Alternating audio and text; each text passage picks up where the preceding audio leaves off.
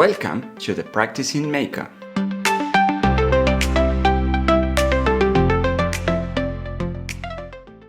Quote: Here, then, is the problem which we present to you, stark and dreadful and inescapable. Shall we put an end to the human race, or shall mankind renounce war? Unquote.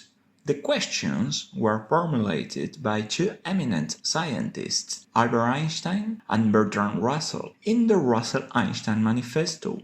At this juncture, in a mostly peaceful world that is youthful of the atrocities of the 20th century, but also intermingles with the historical and territorial wrangle of imperialist ideas, humankind must shield itself from the expansion in robotics, AI, military advances, and the technology in general by appealing to the unassailable and quotient knowledge founded by the ineradicable power of social sciences, religions, philosophy, and humanities.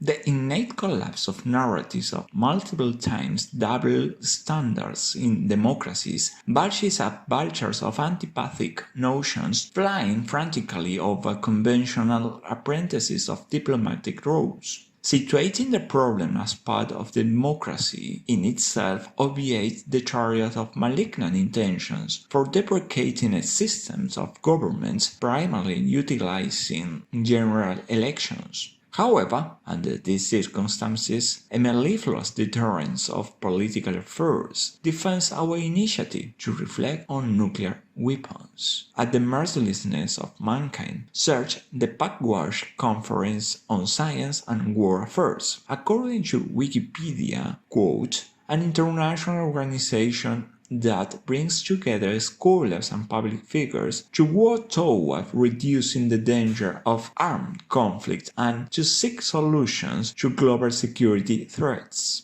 It was founded in 1957 by Joseph Rotblat and Bertrand Russell in Pugwash, Nova Scotia, Canada, following the release of the Russell-Einstein Manifesto in 1955.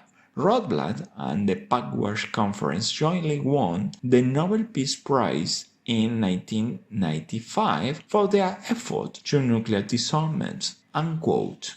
We seldom feel overawed by frankly opening the question about militarization and nuclear weapons. Moreover, we stipulate to auction humanity's unimpaired future by neglecting the necessity of ethical discussions about how we are acting as technological societies. Losing the expectation to transcend the human condition or the suffering related to it through materialism is, from the outset, unsatisfactory. It is only across the passive-active, contemplative-non-contemplative, mind-bodied experience in mind consciousness that people may reach peace of mind, freedom, genuine satisfaction, and happiness. The infantilization of getting more to be happy is the total obstinacy of an imperialist and decadent mind dedicated to procuring selfish goals that do not represent everyone. For instance, the Akkadian Empire, the Ancient Egyptian Empire, the Persian Empire, the Macedonian Empire, the Roman Empire, the Byzantine Empire, the Ottoman Empire, the British Empire, the Russian Empire, the Spanish Empire, the French Empire,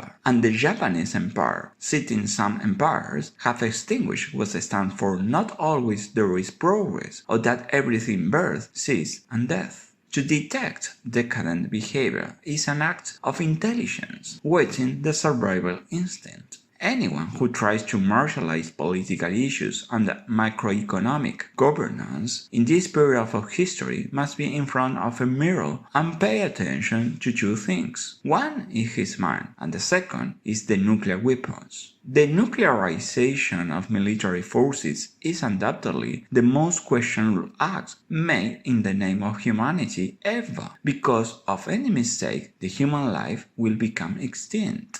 From the barbarity of the World War II as descendants of its effects, we should use our cognitive ability to repair that huge error. All enterprises, including technology and AI, must be used to build peace of mind, world peace, healthy habits, compassionate behavior, and prosperous resilience for us and our heirs. In cultivating formal thinking, mathematical or logical, thought many mystical causes, like one of the most attractive in this era, by the intellectual establishment, the self-aggrandizement, even they grows about the lack of such repercussion. It lays down the hefty edge of culturally conditioned critical thinking skills, while developed countries take for granted that is not self-evident, that technology may produce Vietnam reasoning. At the mercy of the current vicissitudes, it also dropped down the cult appeal for readership, sparking off prematurely the disappearance of reflective assessment about sameness, repetition, speculation, dissimilarities, and other categories between cultures, which belongs to the comparative studies in faculties. By exceeding its scope, even another pretension as looking for the acquittal of obscurity in the name of justice, ideologies curtail priorities of peaceful global coexistence, outmatching the boundless myriad of negative biases and prejudices.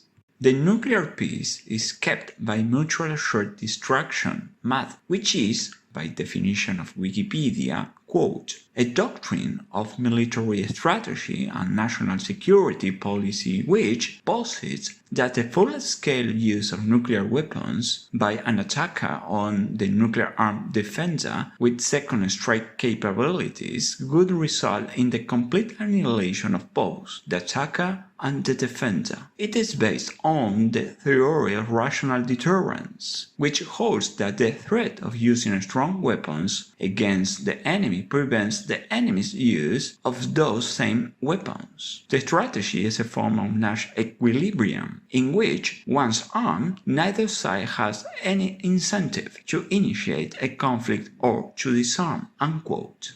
The idea of this mutual assured destruction doctrine is that, quote, the presence of nuclear weapons decreases the risk of crisis escalation, since parties will seek to avoid situations that could lead to the use of nuclear weapons. Proponents of nuclear peace theory therefore believe that controlled nuclear proliferation may be beneficial for global stability. Critics argue that nuclear proliferation increases the chance of nuclear war through either deliberate or inadvertent use of nuclear weapons, as well as the likelihood of nuclear material falling into the hands of violent non-state actors, unquote.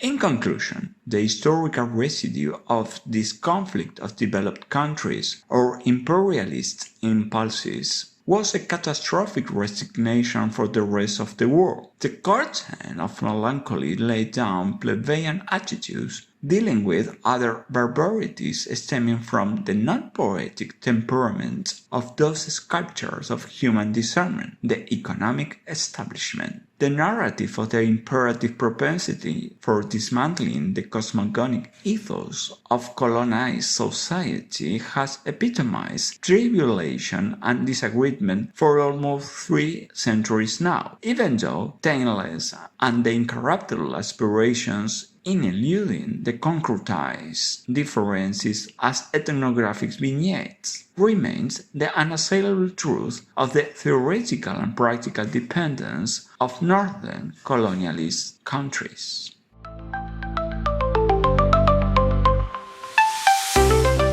Thank you very much for joining us. We were with you. Script and voiceover, Juan Eduardo Reluz Machicote. Sound and image, Jessica Francesca Garcia.